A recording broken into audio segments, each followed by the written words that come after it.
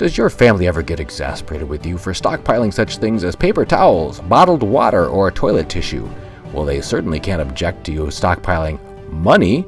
Silver, the only money recognized by the U.S. Constitution, and your first 10-ounce bar of pure silver can be had at spot price with no premium by going to sdbullion.com/RP. And when you buy it that way, you'll be supporting Reluctant Preppers as well by going to sdbullion.com/RP. Thanks. This is a quick update to thank you for building our number of patrons to 70 and growing on patreon.com/reluctantpreppers. Soon, when we reach 100 active patrons, we're going to start sending out a 1-ounce U.S. Silver Eagle each and every month to one active subscriber, so you don't want to miss out on that. Please help us grow by subscribing today at patreon.com/reluctantpreppers. As a responsible person with growing concerns for your privacy and personal liberty, you want to know where we're headed and what you can do about it. We ask the experts what you need to do to take prudent and responsible action to safeguard your family's wealth and well-being, and what basic first steps will help you to be aware and prepared. ReluctantPreppers.com. Welcome back, Reluctant Preppers. We're always glad to have this distinguished returning guest, David Morgan, founder of themorganreport.com and author of the Silver Manifesto, is here with us again on Reluctant Preppers. David, thank you for joining us. Well, it's my pleasure as well. Thank you. We were speaking just before we started here that you just returned from the Red Pill Expo organized by G. Edward Griffin and others. Could you give us a quick rundown of what you have taken away as maybe the most memorable or impactful insights that you gained at the Red Pill Expo this time? Certainly. It's my first time. The first one was in Bozeman, Montana last year. I did not attend, but this one was in Spokane where I live, and I attended as an exhibitor. And several to note, of course, Ed himself, he came out and, he's 86 and he certainly doesn't look it or act it. And as Pat Woods, a friend of mine from the local area who's now in Arizona, introduced Ed, he said that, that Ed just could be, retired sipping tea in his rose garden, but no, he chooses to keep up the fight. So I thought those were important words for everyone to hear. Ed came out, basically said, thank you very much, and started the whole thing going. So I'd say number one, Robert Kiyosaki. I spent a brief moment or two with Robert, and then I heard his presentation. I've never heard Robert Kiyosaki live. So that was a bit of a thrill. And I guess the biggest takeaway from that would be that he uses debt to a great deal. He uses the credit system mostly for real estate purchases, right, but he saves most of his profit. Well, my word's most. He implied most, but he didn't say the word most. But he saves his profits in gold and silver. And he gave an example of a profit he had made years and years ago when, it could have had $50 in gold or $50 bill. And he said he bought $50 of gold. And that $50 bill today, 25 years later, would hardly be worth the value, but the gold still is holding the value. So enough said there. Representative Matt Shea, I can't say enough about Matt. I got to speak to him personally at the event, and I've met him. And I used to actually be at a meeting here in Spokane where he was usually in attendance on a monthly basis. The people that held that meeting have moved out of my area. They're in Idaho now, but look him up. If you don't know, he's one of the few constitutional conservatives, and I just can't say enough about this guy as far as, having the will to stand up, tell the truth, and do what's right, regardless of the amount of flack that he gets. I'd say one of the bigger ones that was impacting was Del Bigtree. Bigtree produced the Vax movie, which I've seen here in Spokane at one of the more offbeat theaters, you might say. And it very much impacted me. And so he talked about the movie and, what can be done, and gave us all the facts. I mean, you can't look at that situation and look at the objective truths without being very, very upset what's going on. Larry Pratt, no need to say much. I mean, he always knocks it out of the park when he talks about gun control. Pat Wood, again, my friend, I'm biased. Pat and I have known each other since basically I moved up here in 1999. Again, he doesn't live in the area any longer, but he's done a great deal on technocracy, which is something that's kind of not only is where we are and where we're going, but it really started in the 30s. And I've interviewed him on my mastermind series a couple times. I've read his book and I read his blog randomly. Um, let's see, Russell Gray, just a mention. He's from the real estate guys, and he held one of the panels. He's just a really great guy, and he has a very interesting way to leverage real estate, and I think a rather prudent way. I may have him on my mastermind, so enough said about that. Alex Newman, young guy, true speaker, really, really great. Let's see, who else here? Benny Wills, who I met at Anarchapulco. He's basically theater trained, and he does poetry.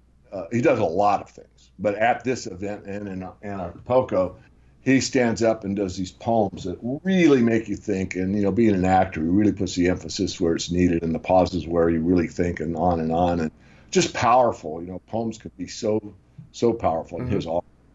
I know I'm talking about almost everybody, but it's really not true. I'm skipping a lot. Dr. Charles Lee, probably the only one where I teared up. This guy was held as a political prisoner in a Chinese prison, tortured and crazy, just, and he tells us about it. And he's got such a heart, he basically forgives them. And I just went up to him and just thanked him for his story, and just incredible. So I'm going to do some more research on him. I may actually want to interview him myself in the future. Let's see, where else can I go here? A couple more, and I'm done. Cynthia McKinney, if you don't know who she is, this black woman has got more guts than probably most males that I know. And she was a legislator in Georgia and definitely speaks truth to power. And of course, she's persona non grata, but she's still traveling the nation speaking the truth. Is one of the most outspoken whistleblowers that there are. She was left the Democratic Party in 2008 and talks about the left-right paradigm and how ridiculously phony it is. And last, and certainly not least, because this is how the whole event started, and this is Jeanette Finnegan with her husband, Lavoy Finnegan. And Lavoy was the cowboy that stood up and told the truth about what was happening in his life. He was a neighbor of the Bundys and what was going on. And of course, what's so powerful about this story, there's so many things that are powerful. It's powerful to me, was that the young man that put together this film was basically a liberal that came to work for this company. And he bought the narrative that this guy is a white supremacist, right-wing addict and a domestic terrorist. And, all those labels, and he bought into all of them. And then he was given the assignment of researching Lavoy Finnegan and what happened. What's the whole thing?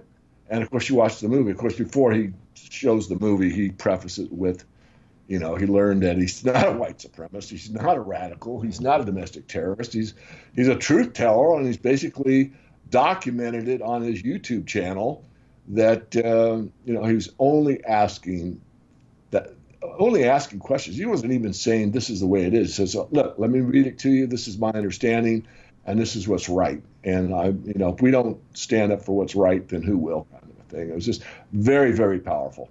So that is the end of the red pill take, and there were many others. I didn't mention them all, but certainly I would say if you have the opportunity to go next year, you should. And if you don't have the opportunity to, if you miss this one, I'm pretty certain that Ed puts together like a DVD package you could buy probably for a reasonable price, and you could basically go through the whole thing at your own leisure and, listen to these people, because every one of them have a powerful message. I'd say one more. I don't remember her name. I'm scrolling through. That spoke about the problems in healthcare, and she has some solutions. A lot of people actually have some solutions. So I'll leave it there. Back to you. And did they announce where the Red Pill Expo is going to be held next year? No, they did not. Or if they did, I missed it. Okay. Well, we'll keep an eye on that. And thanks for that recap. I appreciate that. I wondered why G. Edward Griffin's been hard to get a hold of recently. Now I know he's been very busy, I'm sure. So if we could get on to viewers' questions, we've got several we'd like to throw your way. And the first one comes from a viewer with the nickname Yak Yak. It says, do you trade the gold-silver ratio? And if so, what ratio is your sell-over point? Oh, very good. Well, yes, I do, and usually I do it in physical form, which means I take the pickup truck full of silver and take it down to the local coin dealer and come back with gold that I put into my glove box. Or conversely, gold in the glove box and come back with a truckload of silver. So the ratio usually 72 is like the worst case. I always try to trade silver into gold if the ratio is higher than 72, and it's been up to 80 or even 82 here recently. And then where to trade back is really more difficult. I mean, I didn't catch the 35 that we saw when silver was accelerating versus gold in 2011, but I did get out, I think, in the 40 somewhere. I won't say 45, but in that area. Yeah. And you can look at a curve, you can look at, do technical analysis. None of this stuff works perfectly, but it will give you an idea. But you also sentiment's a good one to go by. Sentiment means, what's the chatter like on the internet? So if everyone's telling you that silver's going to 100, blah, blah, blah, blah, and I'm calling the top at 50, which I did, means that maybe you ought to not get too greedy. When you start feeling greedy, that's a time to take a look. So I don't do it all or nothing. It's not like all my gold into silver and all my silver back into gold. I don't do that. I take a portion of it that I'm content with. But it is a good way to build up your metals position without a lot of effort. So I think I answered that. Of course, you could do synthetically. You could do it with ETFs or futures or options or whatever, which I don't recommend to anybody, but you could do it synthetically. But I do it physically. Okay. This one is from a viewer by the name of Deadly Wound. The United States debt clock has a silver price listed at $571. Why, when, how, and who the H believes the government won't stomp all over it if it shoots up? Too many industries will scream bankruptcy. I've been waiting 20 years for the true market value, and the only thing going up is therapy. Oh, you got to appreciate the honesty. So I guess the question is who, when, why, how, and do we really believe the government won't stomp all over it if it does shoot up any semblance of fair price? Well, great question. I mean, and this is not to sell a book. I mean, I do a whole chapter on the silver manipulation in the Silver Manifesto, and that's probably the best. If you have $30 and you're a silver, you own any substantial amount of silver, you should probably buy the book. I would say, who, what, when, where, why.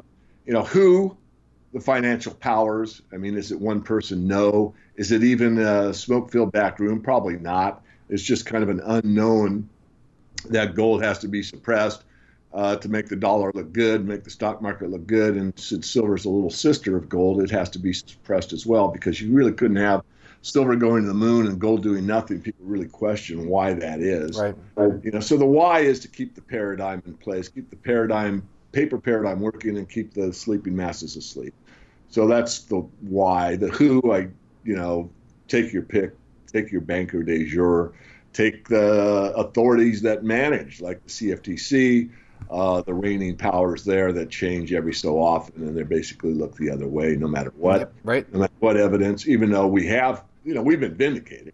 It's been, obviously it has been manipulated and admitted to and proven in court. And some fines assessed, doesn't really change anything. So the who, the what is done through the paper markets, the why, we touched on, and I guess what else am I missing? So when will it ever be allowed to break? Well, it'll always get smashed back down. When people get discouraged and they believe it can happen and continue forever and ever and ever.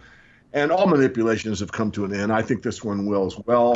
There's no reason to believe otherwise. And the only thing that has to happen is what's already occurred very briefly, which means what happened at the bottom of the 2008-9 financial crisis. Yep. And that's when silver was selling at a 30% premium because you basically couldn't get it. So most silver investors, a lot of them, at least in the past, used to buy low and sell high, or at least buy low. And so when silver hit that $9 level, there were a lot of people wanting to buy silver and basically couldn't find it in retail form. And I've been through this with Andy Schechtman and Miles Franklin and many others. So that was a precursor to what I think will happen again. What didn't happen is that silver didn't get a huge premium. So David, what are you talking about? I'm talking about retail product where you go to a coin dealer to buy like 1 ounce rounds or government minted coins or 10 ounce bars or 100 ounce bars. Those got a 30% premium. But commercial bars, what's sitting in the COMEX, there was enough of those available for the demand at that time to fulfill all demand, which was $9 approximately per ounce. In fact, I bought 3 off the exchange. I took mini contracts and took delivery. And so I bought at 9, and I was thinking of pressing them out and selling them with 30% premium. But by the time I got them to my mint master buddy, the market had closed up, and the spread wasn't that huge at all. It was normal spread, and I just thought I'd just keep them. So hopefully I answered that. Yep. All manipulations end. There's no reason to believe this one won't. And when this one does, I don't know what to say. I mean, because I can't really anticipate what will happen with the internet chatter and people. I mean, I don't know. I think it'll be so explosive that you will see like people that are in denial now, admitting, oh my goodness, it is true. People that will get a hold of their Congress critters or representatives and just call them up and vent for an hour, screaming in the phone. The CFTC authorities will probably have to put on hoods and run for their cars. I don't know. But I think there could be a big backlash, because whenever you push that beach ball down under the water for so long and have hurt so many people, when it does finally surface and go to the proper level, I think there'll be a lot of anger. That's personally what I believe. Your pickup truck versus the glove box analogy might come in handy on this next question by Valerie Robles. She asks, after a reset, when the price of silver increases and the time comes to use silver to buy other things, you can also fund it with both gold and silver and use your debit card to debit out gold and silver if you choose to do so. All right. We got another one here from Wesley Segura. After the reset, how will the new currency be dispersed? Beyond my pay grade, I really don't know. I imagine it would be through the banking system. You probably, first of all, almost everything's digital anyway. I mean, so few people use cash. I like to use cash just for, 1, the anonymity, and 2, just to kind of have fun. I mean, some people, they don't want to take cash. Yeah. It's like, you're proving your age or you're a dinosaur if you pull out cash. Yeah. But so basically it'll be digital for the most part. I mean, you have, 100,000 in the bank in U.S. funds, and then when the reset comes, now you have 10,000 or something along those lines. And will there be a new currency? And the answer is probably most likely.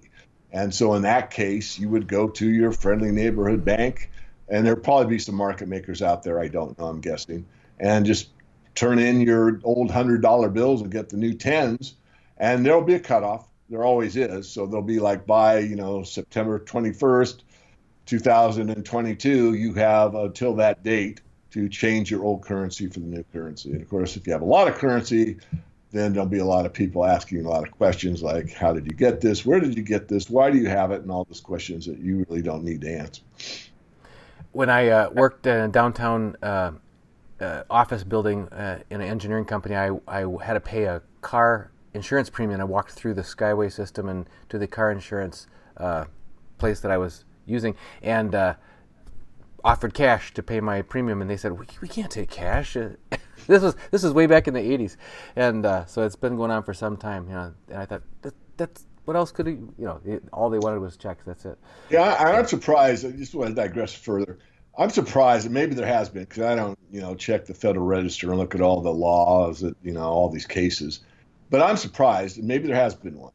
A case hasn't been, because it's legal tenders for all debts, public and private. Yeah. So, if you had a good lawyer, you go back there and you could sue them for disobeying the law, because they have to take it. And I know there's places that don't, and I don't argue with them. I kind of tease them, but I don't want to spend the time and, But I was in a similar situation recently at an airport with a rental car, and it's like, well, you can't pay, unless you had a credit card, you could get out of there. True. So I don't have a credit card. I'll pay. Well, we can't take cash. Yeah. Now that's big. I know they're looking for is they want a deeper pocket to draw on as a security. So yeah, we got another question here from Tony Blaylock, who says, and it's very short, but seems like we are living in a fascist country. Okay, you just came from the Red Pill Expo. You probably got your ears just burning with examples of that people might need to think about. Could you give us a couple that come to mind? Well, they are. I mean, there is, a lot of people want to play word games. I don't think I will, but you could call it corporatism. I mean, basically, government and corporations team up to rule over the people, and that's what we have. You could call it whatever you want, but that's the real existence that happens. I mean, and this has been happening for a long time. I mean, I'm old enough to remember the movie Network. You can look it up on Netflix or your Google search engine or what have you.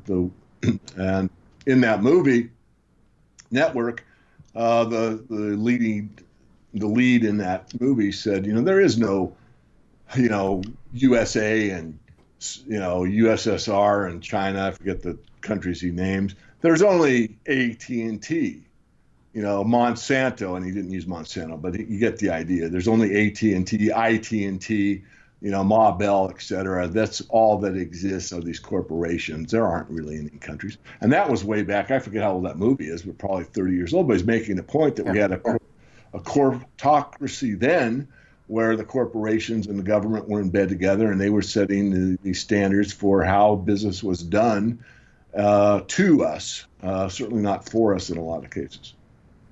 This next one is very closely related to one you've already answered, so if we could just home in on the one core aspect of it. This is from Don Niespel. Hello, Mr. Morgan. He says, please describe, if you can, how metals can be used for purchase or barter during the upcoming financial fallout. How will price discovery accommodate use? Can metals' intrinsic value be acknowledged by people who are attaining or providing basic comforts?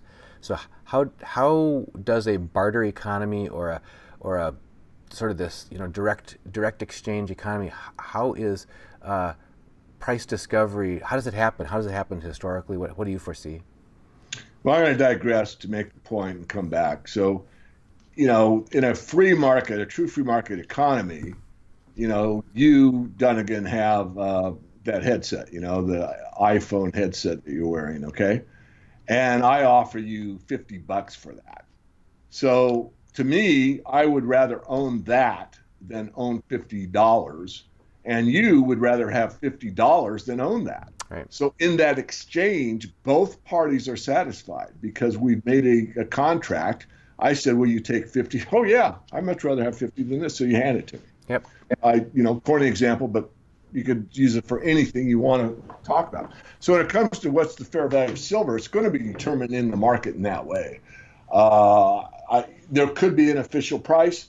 The paper paradigm may break down. So what happens on the street is what's going to happen, which means that someone's going to be more likely to take 2 ounces of silver for a bushel of potatoes than someone that wouldn't. So the person that makes that exchange wants that 2 ounces more than they want the potatoes. It's really that simple.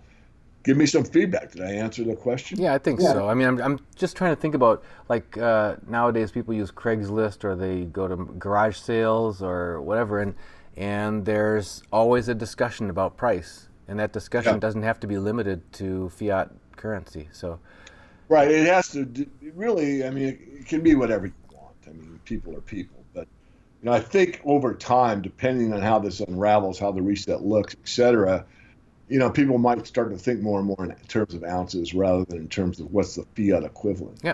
That's really what you want to think of, but people don't because you've been trained. Remember, a dollar is a weight of silver. That's right. We did that interview, a few weeks back. Yeah, that was very popular with their viewers, and we even brought it back as an encore when we were on vacation recently. Yep, that's absolutely right. Yeah.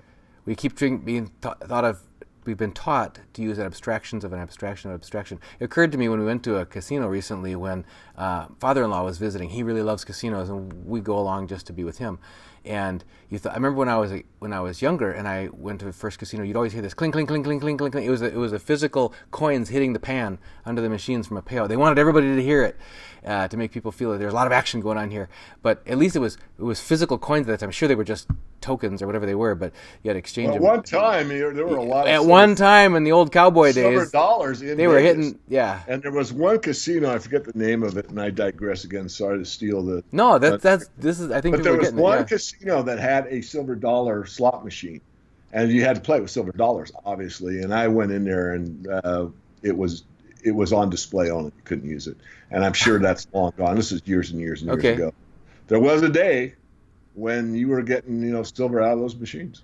And that being the referent that the analogy now that we're supposed to, this symbolic extraction, is there was coins hitting the pan. Now the coins don't hit the pan anymore. Now they have an electronic speaker that makes the sound of coins hitting the pan, and all you get is these little electronic tokens, or they're not even tokens, they're just points on the screen, and then you cash out a paper token, so then you can walk over to the cashier because you really want to cash out. You really want to get your money now. So what do you get? You get some other electronic tokens put back onto your account, or they'll give you some of these fiat nothings, and it's just like I sit there walking around, and yet, what's the color scheme? What's the decor of the entire place? Every sign, every picture, every the user interface of every one of the machines, it's all gold, gold, gold. So we're trying to make this analogy of something that's no longer present there in any form whatsoever, but it's kind of interesting. Any final thoughts before we let you go, David? Having just come off the Red Pill Expo and heading back to your life of creating the Morgan Report for people, but any final words of wisdom that people should take with them to get them through this summer? Oh, not really. I mean, the summer's been a dull, summer, and I think everyone, including yours truly, is pretty burnt out on the market action and the metals. But never sell a quiet market. I mean, this thing could erupt tomorrow. I doubt it. I think this year will end better than we're seeing right now price-wise, but just know that if you take the right amount and the right attitude, then you should be fine. In other words, it's a hedge position for the most part for most people. So you take, 10% or whatever's the right amount for you, and I would say forget about it, but you don't worry about it, because the problem is a lot of people catch on the gold and silver story. The truth resonates with them, and they jump in with everything. And that's the wrong approach for, in my view, for almost anything in life. You really kind of put your toe, you don't learn to swim. Very few of us learn to swim by being thrown in the deep end. That does happen, but that's an analogy for panic. If you're thrown in the deep end, you usually panic. So if you jump in the gold market with everything you've got at the wrong time, then you get into a panic mode. Whereas if you ease in and learn the strokes and learn to float and all that stuff, you're going to have a lot better experience. So I'll use that analogy because I say the number one complaint I get throughout these years is that, I cause someone to buy too much, and I don't. In fact, if you actually study what I've said, then I've never said that. In fact, I went on the public domain to make sure that everyone had the ability to get the 10 rules of silver investing. I said 10% is enough. I changed it to 20. But that's the maximum amount. So, these people that hear me or somebody else and they get all excited, it's tough. It's tough. I understand it. But I think manipulation, I'm pretty certain it will end. I think we have our day. And one thing to remember is when our day comes, it's really not going to be so much about financial betterment. It's going to be about financial wherewithal, which means you haven't lost very much. And sure, you in financial terms probably have gained. But the world is going to look much different. And because of that, it's kind of behooving on you that the old expression, and Dunnigan, you can maybe help me, but with, great wealth or whatever comes great responsibility. So you really want to think about that ahead of time, because if all of a sudden you're the richest kid in, 2 city blocks, well, good for you, but what are you going to do with it? Because the world isn't going to be a real happy place. It's not going to be like in 1980 where you can buy the new house or houses and the yacht and the cars and the this and the that. It's going to be different. So think about that, because it's going to be important with how you as a human being take on that responsibility. So I'll leave it at that. Well, we appreciate that, David. And as always, thank you for joining us on Reluctant Preppers. And for people who want to find out more of your work, they can go to themorganreport.com and see what you offer there. Yeah, just get on the free list. We're trying to build up the free list, so I'll appeal to you. I mean, people wrote in and asked me questions, and it's my day and my time, and I'm happy to do it. But if you could do me a favor in return, and I seldom ask this, but just take, themorganreport.com and send it out on your email list, and just get people in our free letter. I do a financial wrap-up every weekend and send it out, so it's also on my blog and on my podcast. And that's, 15 minutes that I try to just get right to it and tell you the important financial news of the week, and I always end with the comment on gold and silver. So that would be helpful to me. And then when you do go there, if you haven't been there before, you do get an 11-page report that we're constantly updating called Riches and Resources. Well, David, thank you for joining us, and just appreciate your giving us the insight into the Red Pill Expo, the digest of that as well. People will look into that and see what we can do in terms of providing people links to getting the aftermarket media that may come out of that. So thanks again. My pleasure. Thank you.